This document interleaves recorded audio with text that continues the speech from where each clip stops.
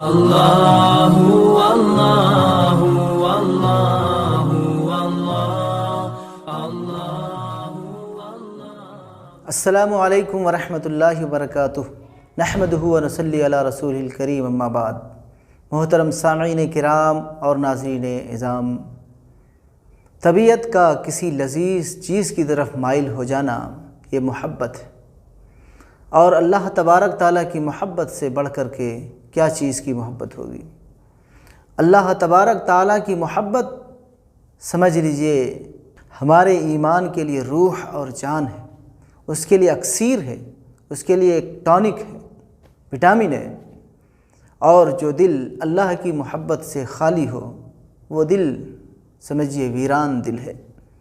ہر ایمان والوں کے دل میں اللہ تبارک تعالیٰ کی محبت، پیارے آقا صلی اللہ علیہ وسلم کی محبت ہوتی ہے، لیکن بہت سارے ایسے بھی محبت کرنے والے گزرے ہیں جن کی محبت عیاں ہوتی ہے، ظاہر ہوتی ہے، اور ان کی محبت کو دیکھ کر دل جذبات میں آ جاتے ہیں، اور ان کی محبت کو دیکھ کر لوگ تحریک پاتے ہیں اور برانگیختہ ہوتے ہیں، اور ان کی محبت کو دیکھ کر ہم بھی اس کی طرح بننے کی کوشش کرتے ہیں کہ ہم بھی اللہ کی یاد میں اور اللہ کے ذکر میں، اللہ کی محبت میں یوں غرق ہو جائیں جیسے کہ فلاں فلاں کرتے ہیں، فلاں کو اللہ سے محبت ہے۔ اس لیے اللہ والوں کے قصے سنائے جاتے ہیں کہ وہ اللہ کے محبت میں کس طرح فنا تھے اور کس طرح سے فنائیت کی زندگی بسر کرتے تھے۔ ان کو اللہ کے ذکر سے کتنا لطف اور مزہ آتا تھا، اور اللہ کے ذکر سے، اذکار سے ان کو جو چاشنی ملتی تھی اور جو مٹھاس ملتی تھی اور جو حلاوت اسے نصیب ہوتی تھی دوسری چیزوں سے نہیں ملتی تھی۔ وہ سمجھ لیجئے کہ اس کے لیے اللہ کا ذکر، اللہ کو یاد کرنا ہی اس کے لیے غذا تھا۔ چنانچہ اولیاء اللہ گزرے، بڑے بڑے اولیاء اللہ گزرے، پھر صحابہ کرام کتنے بڑے عاشق تھے اللہ اور اس کے رسول صلی اللہ علیہ وسلم کے۔ اسی طرح سے ایک قصہ آتا ہے حدیث کی کتاب میں، حضرت عبداللہ ذو البجادین رضی اللہ تعالی عنہ کا۔ یہ ایک نوجوان صحابی تھے جو مدینے سے کچھ دور کے فاصلے میں رہتے تھے۔ دوست احباب کے ذریعے سے ان کو معلوم ہوا کہ مدینے میں پیارے آقا صلی اللہ علیہ وسلم تشریف لائے ہیں، تو وہ مدینے آئے اور پھر آپ صلی اللہ علیہ وسلم پر ایمان لے آئے۔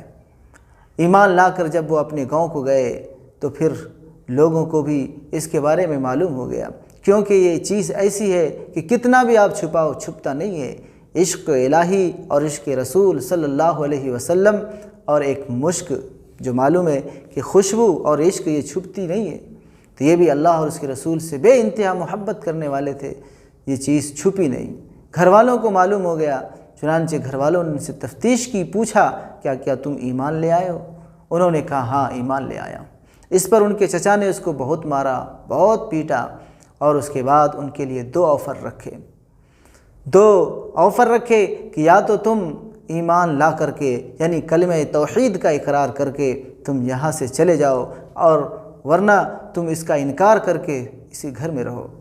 انہوں نے کہا نہیں، میں کسی بھی طور پر، چاہے تو آپ میرے ساتھ کچھ بھی کریں، میں ایمان کو چھوڑ نہیں سکتا۔ چنانچہ ان کے چچا نے ان کے کپڑے بھی اتروا دیے اور پھر اس کو ننگا کر کے وہاں سے بھگا دیے۔ ان کی والدہ تھی جو ان کو دیکھ کر رحم آیا، کیونکہ ماں کی شفقت ہی بڑی چیز ہے، ہر کوئی جانتا کہ ماں کتنی بڑی شفیق ہوتی ہیں۔ انہوں نے چپکے سے ان کے ایک چادر تھما دی کہ بیٹے جاؤ تم اس کے ذریعے سے اپنا ستر چھپا لینا۔ انہوں نے اسی چادر کے دو ٹکڑے کیے، اور ایک ازار کے طور پر اور دوسرا اپنے اوپر چادر کے طور پر اوڑھ لیے۔ اسی وجہ سے ان کو ذو الوجادین کہتے ہیں، دو چادر والے۔ اب کہاں جانا تھا؟ جہاں اپنے ایمان، جس پر ایمان لائے تھے وہاں جانا تھا، یا جہاں اپنے دل کو ہار کے آئے تھے اور اپنے دل کو وہاں رکھ کے آئے تھے، انہی کی طرف ان کے قدم بڑھنے لگے۔ چنانچہ وہ سفر کر کے آپ صلی اللہ علیہ وسلم کی خدمت میں آئے۔ آپ صلی اللہ علیہ وسلم نے جب ان کو دیکھا تو بڑے خوش ہوئے، اور پھر وہ صفہ والوں میں شامل ہو گئے۔ یعنی مدینے میں ایک چبوترا تھا مسجد نبوی کے اندر، اور جو لوگ بے کس تھے، مجبور تھے، اور جو دوسری جگہ سے تھے جس کا کوئی گھر بار نہیں تھا، وہ آ کر وہیں رہا کرتے تھے۔ ان کا مشغلہ کیا تھا؟ وہ وہیں رہتے تھے، عبادت کرتے تھے۔ پیارے آقا صلی اللہ علیہ وسلم کے سمجھو وہ مہمان تھے، کچھ آتا تھا آپ صلی اللہ علیہ وسلم کے پاس تو ان کی ضیافت ہو جاتی تھی، ورنہ بھوکے پیاسے رہا کرتے تھے اور قرآن و حدیث یاد کیا کرتے تھے، گویا کہ وہ یونیورسٹی تھی آپ صلی اللہ علیہ وسلم کی، اور وہ لوگ وہاں پڑھا کرتے تھے۔ کچھ عرصہ تک وہ مدینے میں رہے اور پھر ایک مرتبہ غزوے میں شامل ہوئے، یعنی آپ صلی اللہ علیہ وسلم کے ساتھ ایک غزوے میں، ایک لڑائی میں شریک ہوئے، اور پھر وہاں وہ بیمار پڑ گئے، بخار آیا۔ آپ صلی اللہ علیہ وسلم کو ان کے بارے میں معلوم ہوا کہ وہ بخار زدہ ہو گئے، بخار آ گیا، تو آپ صلی اللہ علیہ وسلم ان کی عیادت کرنے کے لیے آئے۔ جب عیادت کرنے کے لیے آئے تو ان کی جاں کنی کی حالت تھی، اور پھر آپ صلی اللہ علیہ وسلم نے ان کے سر کو اپنے گود مبارک میں لیا، اور آپ صلی اللہ علیہ وسلم کے گود ہی میں ان کا انتقال ہوا۔ یہی وہ صحابی تھے جس کے بارے میں ابو داؤد شریف کے اندر بھی تذکرہ آیا ہے، اور یہ وہی صحابی تھے جو کبھی اللہ کی یاد میں جذب ہو کر کے اور اللہ کی یاد میں مست ہو کر کے، چور چور ہو کر کے، کبھی بے ساختہ اللہ اللہ کی آواز بڑی زور زور سے نکالا کرتے تھے۔ چنانچہ حضرت عمر رضی اللہ تعالیٰ عنہ نے ان کو ایک دفعہ ڈانٹا بھی تھا کہ یہ کیا دکھاوا ہے، کیوں اتنے زور زور سے اللہ اللہ کرتے ہو؟ تو پیارے آقا صلی اللہ علیہ وسلم نے حضرت عمر رضی اللہ تعالیٰ عنہ کو منع فرمایا کہ نہیں، تم اسے مت ڈانٹو، یہ اپنے حالات سے مجبور ہے، وہ اللہ کی یاد میں جذب ہو کر کے، اللہ کی یاد میں غرق ہو کر کے اللہ کو بے ساختہ پکارتا ہے، اس میں دکھاوا نہیں۔ تو جب حضرت عبداللہ ذو البجادین کا انتقال ہو گیا، آپ صلی اللہ علیہ وسلم کی گود مبارک میں انتقال ہوا، اور پھر آپ صلی اللہ علیہ وسلم نے صحابہ کرام کو کہا کہ اپنے بھائی کو نہلاؤ، ان کو کفناؤ۔ آپ نے ان کو کفن کے لیے اپنی چادر مبارک دی، اور پھر خود ان کی قبر میں اترے، کیونکہ قریبی رشتہ دار اترتا ہے قبر میں، ان کے کوئی قریبی رشتہ دار نہیں تھے، کیونکہ وہ تو اپنے گھر سے ہجرت کر کے مسجد نبوی میں رہا کرتے تھے۔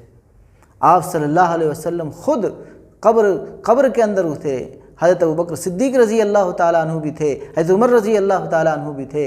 آپ صلی اللہ علیہ وسلم نے فرمایا آپ ہمارے اپنے ساتھی کو دو، اور آپ صلی اللہ علیہ وسلم نے اپنے دست مبارک سے ان کو قبر میں لحد کے اندر اتارا۔